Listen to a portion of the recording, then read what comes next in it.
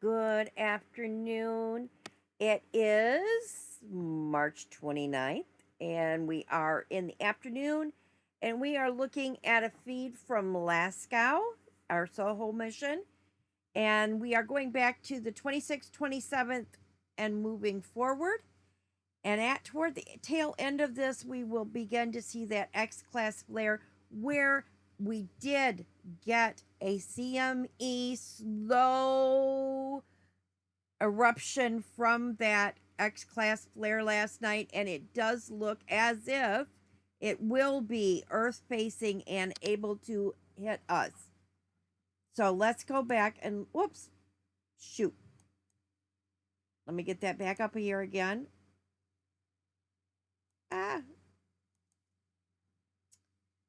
So let's bring it back down here. We're going to come in here and toggle. Here's where our X class flare starts. Starts out going to our off limb site, but you can begin to see it. It's going to slowly spread back and swirl back into Earth. And there's a very high likelihood that we're going to get hit by this. And it is super dense. It's very dense matter. It should hit us directly, or at least give us a good enough graze to give us some activity. Probably, I'm going to guess, at a probably KP4 to KP6 range. I would not expect a KP8 or 9 unless we get more activity today. So, and we should be getting elevated tonight. We've had a coronal hole that has passed Earth that should give us a slight tickle up tonight. They're not predicting much. Kind of think that's a mistake. They're saying that only a KP3 tonight and only for a few hours.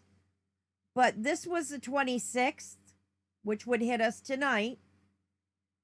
And we have a steady stream here moving out at us. It's not great, but look right here. This happened on the 27th. That could roll in tonight.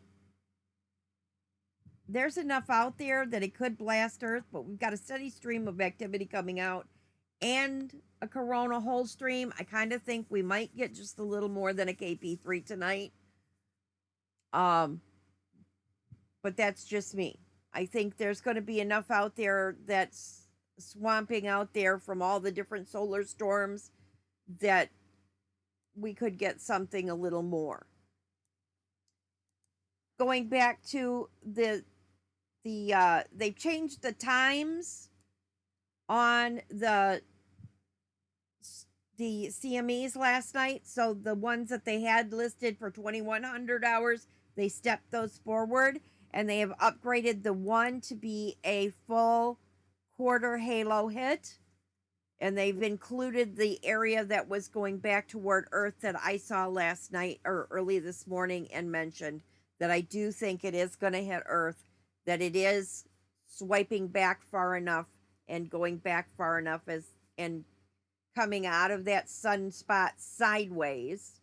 So it's coming backwards towards us more than it's going out straight out from the sunspot.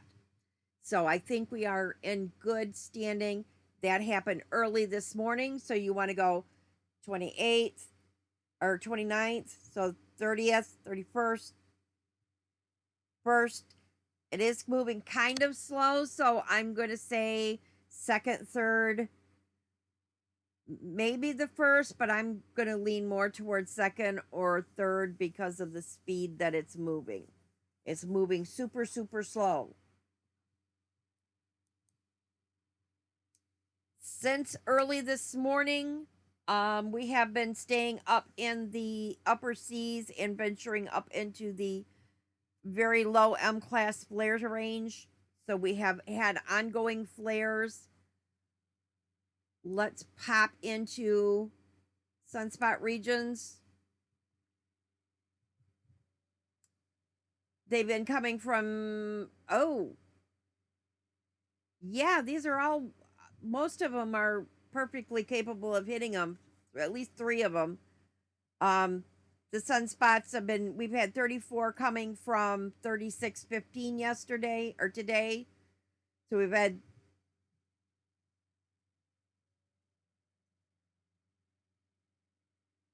let's see.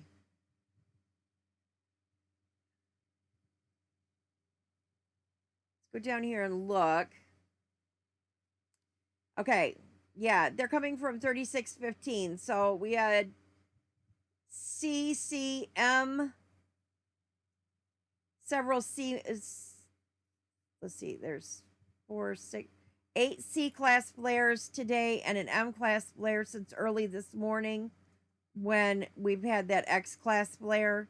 They all appear to be coming from 3615. So those are still capable of hitting us and elevating what we're doing.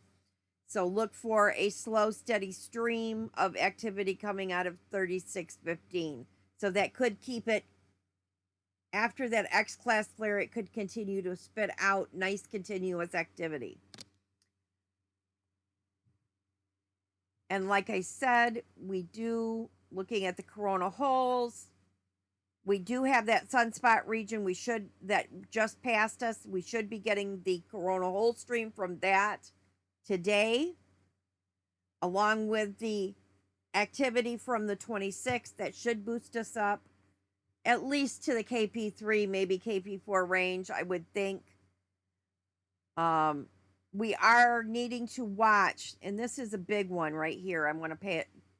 We have this huge filament. It's very, very, very unstable. We need to be watching this filament. I do think this is capable of letting go, and this could give us that great big storm we're looking for. I look for this to destabilize probably before it goes around the limb. And I want you looking around this. You can start to see there's huge, dense filaments lifting up off this sunspot region that's rolling in. You can begin to see the structure here. Let me go in, and we're going to pull in a different view of that. This is the ultra UV view of this, the sun.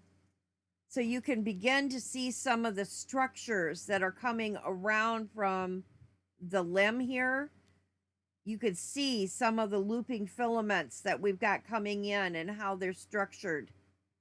So we've got a lot of magnetism, or the electromagnetic energy back here.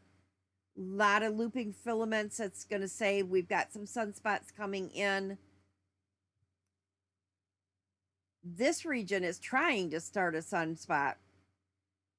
It's not an official sunspot, but it looks like it's trying to start it. Here's our filament region that's our filaments looping out of, and you can just see those wispy filaments right here that are darker than the sun. And that's a monster amount of plasma right there that's lifting way off the sun. If that goes, that's going to create a big storm. We've got another heavy bit of plasma lifting off in a filament right across up here. We've got some filaments lifting here. Nice big rope, very thin, but a nice big rope right through here. So we've got some things, even though the sun doesn't look like it has anything on the surface now, there is still a lot Earth facing that could cause a solar storm. Moving ahead to our weather, we should, tonight, that's 28th. Why have we got the 28th on there?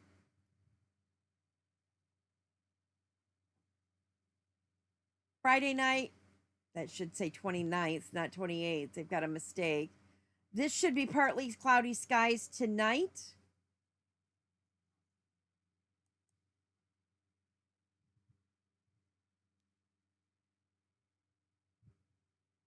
They're forecasting thing. We should have partly clear skies tonight, according to what I've seen. That's weird. Okay. We go from, they can't count. Partly cloudy skies tonight. We're going to have snow showers early in the morning. Snow and rain possible for the northern Michigan area. Minnesota maybe out of it. Wisconsin, you're probably going to get a bit of bad weather. Sunday's going to be cloudy. We're going to get a break in that. But by Monday night, we're going to be rain. But by the 4th or by Wednesday night, we're going to be back to partly clear skies. So, whatever we have coming now and early this morning, if it moves slow enough, we will be able to see it Wednesday night. If the timing works out right, we should be golden. Looking at our satellite data, right now we have very clear skies over Wisconsin and Minnesota, or Wisconsin and Michigan. Minnesota, you're clouded up, and I'm sorry. Putting this into motion, I think we're going to have some lifting here. We have a atmospheric river moving in from Canada that is going to sweep up through the Rockies and combine in here with some of the weather here. So it's going to give us that other push of rainy weather by mid-April. We should see some good weather moving in and see a fairly clear patch. So the April should be a little bit better toward the tail end of the month with more clear skies. But April showers bring May flowers, and we're all ready for some flowers and turtles and leaves on the trees and warm weather. And this is Old Man Winter's eviction papers here. He's got to go. He's getting kicked out. This is the last week that we should really see any snow.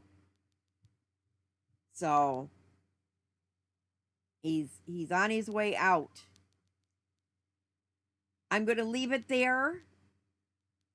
We will run the turtle contest. So the first person with turtles that comes to me and says, I have a turtle photo and posts their turtle pictures, gets to their choice of spending some time with me either out in the field, or I will spend some time teaching them some editing.